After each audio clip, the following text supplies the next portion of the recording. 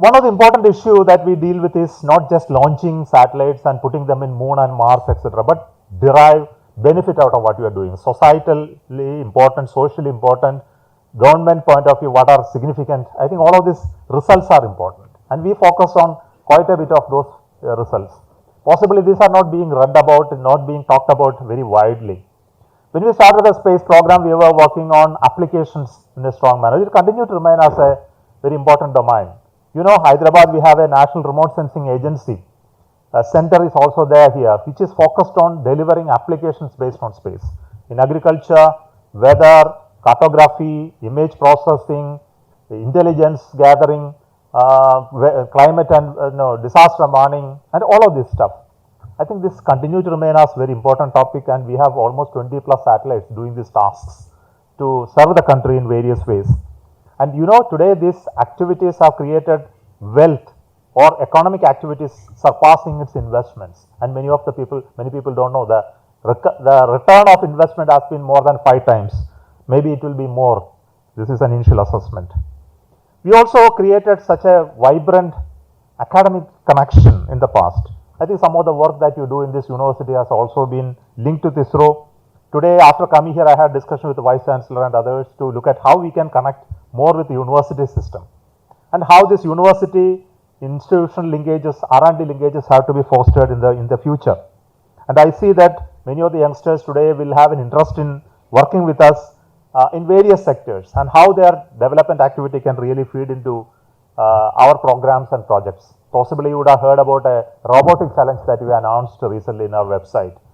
And it says that if young people like you are interested to develop a robot that will go and explore Mars, we will be happy to take it and build it to make it as a real activity that will happen with the support of students. See, some of the challenges that we are facing in this sector is to bring more economic activity. I already mentioned about it.